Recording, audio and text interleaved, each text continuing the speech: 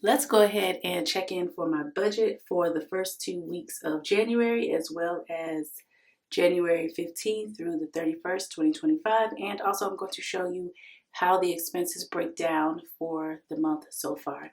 Hi guys, if you don't know, my name is Naja. I am here talking about budgeting, mortgage-free life, as well as saving and side hustle income. So if you enjoy any of that type of content, make sure that you subscribe to the channel so that you don't miss any of the uploads that I have. Make sure you hit that all notification bell, not the personalized one, so you don't miss out on any videos. And like I said, today we are going to be checking in with my budget to see exactly how things went for the first 2 weeks and what we are looking like for the next 2 weeks and ending off the month. This month for me, if you don't know, has been a no spend on eating out challenge, as well as a low spend in general for expenses. Now for expenses, what I count as low spend are things that I'm not spending a whole lot of money on. Now if it's necessary for me, like anything for the 4 walls, as well as I include supplements and beauty products in that, I don't really count that against the low spend because those are things that I have to spend for anyway. I will be sharing that breakdown for the first 2 weeks of expenses so that you can see what I have spent, and a little bit of a forecast maybe for the last 2 weeks of January. Let's go ahead and look at this. So first of all, we have here, this is what the breakdown was for the first 2 weeks, and I was able to accomplish everything on here. Now I will say for groceries, it was over. I actually spent about $191 or $194. I had already pre-calculated everything up, but yes, it was definitely more. And I'm tracking this better now, I feel, because before I was taking out just a certain amount, but I don't think I was really budgeting in inflation for it. And also I've been going to Walmart to shop a little bit more instead of just solely going to Aldi about 90% of the time. So it's almost been half and half between Aldi and Walmart where I've been shopping to get groceries. So I do have to factor that in and look at that as well. But I do feel like this will give me a much more accurate picture as far as my grocery budget. And so I will be able to adjust for February as necessary. Gasoline, I have not spent $60. I've actually only filled up one time, and that was about $27.09. You'll see that on the breakdown for the expenses. We were out of school for like 3-4 days once we actually came back to school. So, I mean, there was nothing where I had to actually fill up a second time. Normally I fill up once a week. I will have to get gas this weekend. So there's that. The Roth IRA, I was able to go ahead and contribute the $750 to that, put that into VTI. And then also for the property tax and the homeowner's insurance, I did transfer that money over into the high yield savings account. These purpose funds or sinking funds right here are all binders, cash envelope binders. And so I do have the money over in these sinking funds. I'm basically like starting over again because all the money that was in my binders that I have here at home, I took that money out, counted it up, and then I deposited $2,454 into my high yield savings account so that that money can earn interest. That money still accounts for these sinking funds as well as the ones that you'll see on the next page right here. But instead of me having all of that cash on hand here at my home, it's now in the bank where it can earn me some extra interest. And so total, when I did the zero-based budget, it was $1,850, and that is basically where we're standing for that. Now, I have realized that from here on out, I'm going to do just a monthly budget because honestly, I don't really care for breaking this down twice a month. Because I am someone that gets paid once a month, it just makes sense for me just to budget out and do everything once a month. I don't really care for coming back. So in the future, moving forward, the videos that I have will be once a month, breaking down exactly what the budget is, and then I will come back and do like mid-month and then end of the month check-in to see exactly where we're at with that. So we budgeted out $1,850 for the paycheck. Right here we have $509 dividends for Vanguard. This is for some dividends that I received from my mutual fund. I get paid once a year from the mutual fund. And so this is how much they deposited into the account. Normally I have this money going back into itself, or basically like the DRIP, dividend reinvesting investment plan, where I buy more shares of the mutual fund. However, I had this big brain idea to go ahead and turn off the DRIP for the mutual funds, mostly mainly because that particular mutual fund is in my traditional IRA, and I have not contributed to the traditional IRA in the last 3 years. So what I wanted to do was to take those dividends and actually put those into my Roth IRA. So that's why you see it down here for $509. However, when I tried to do that, because I was just going to take the money, I was trying to transfer it initially over to my Roth. And then it asked me about doing a Roth conversion. And I was like, oh, wait a minute now. So I think what I'm going to try and do is take the money out, send it to my bank account, and then put it in my Roth IRA. But I need to see about if there's any type of tax implications for that. So I will keep you posted, but I did add that as extra income. I do have a note here that says property taxes due $4,558.47. That is due by the end of the month. I already have this money in an account already, a high yield savings account. That is specifically why I save up the money every single month, so that when property tax time, as well as the homeowner's insurance time frame comes around, I already have the money and I can pay it for the year. And it earns me interest in the high yield savings account as well. Next, we have savings challenge. That's $200 that I will be pulling out of the bank account.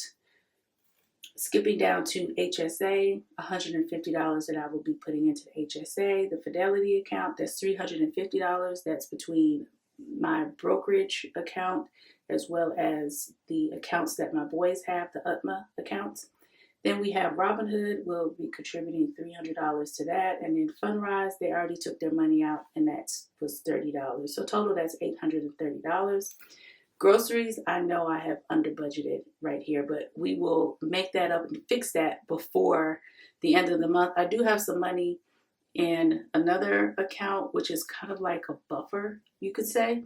And so whatever is not accounted for here between the 180 and then also the 140 that I previously put down for the first 2 weeks, that buffer account will take care of it. Gasoline, $60.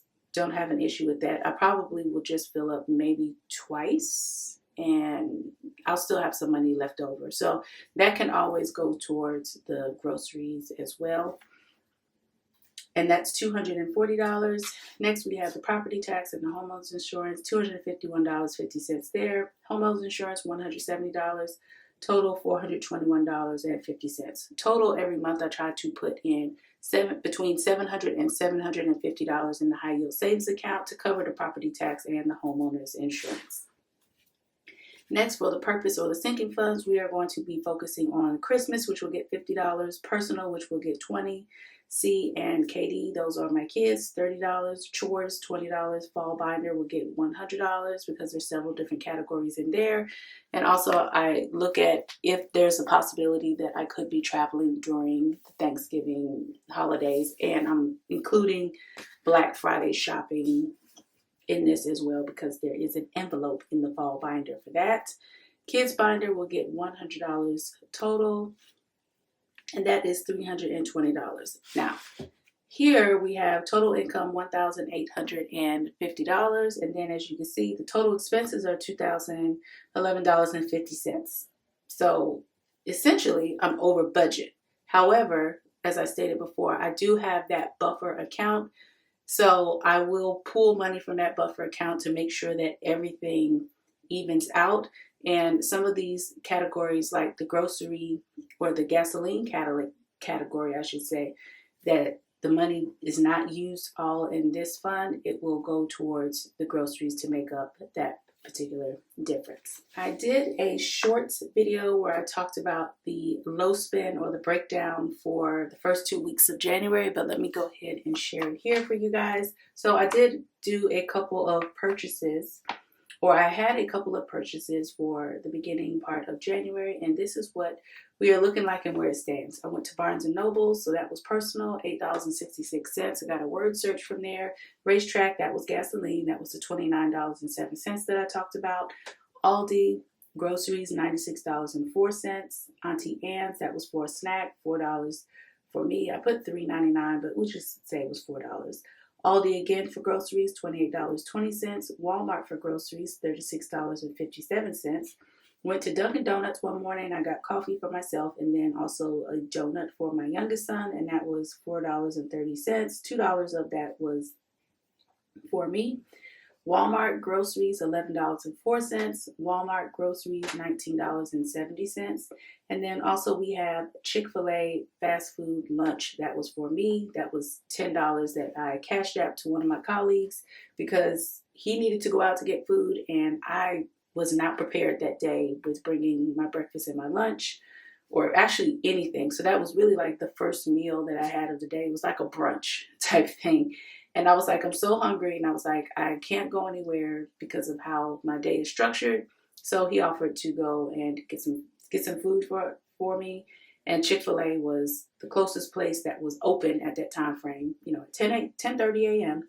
So yeah, I went and got some Chick-fil-A for myself, or actually he did. So thank you, colleague.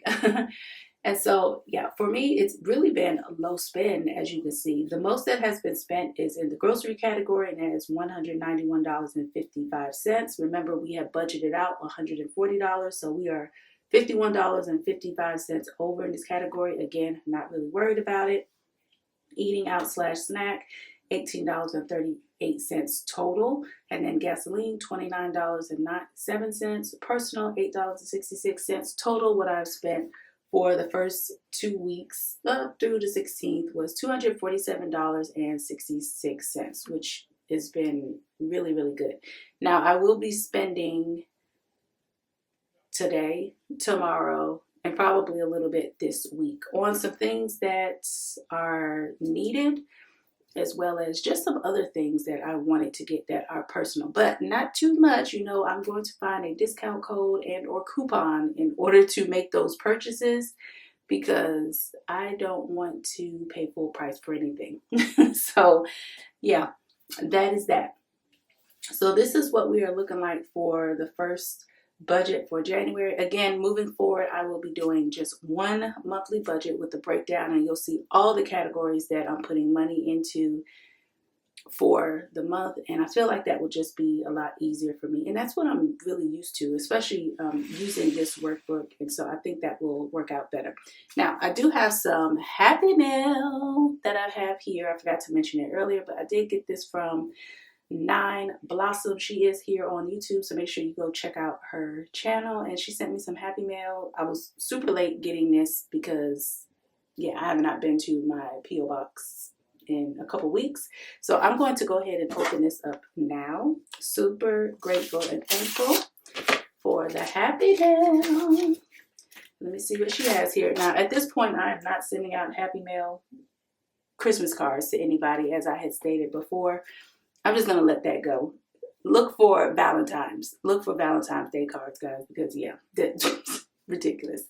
Oh, look at this. This reminds me of, like, those books when I was little. It does. It has, like, this really vintage look to it. So cute.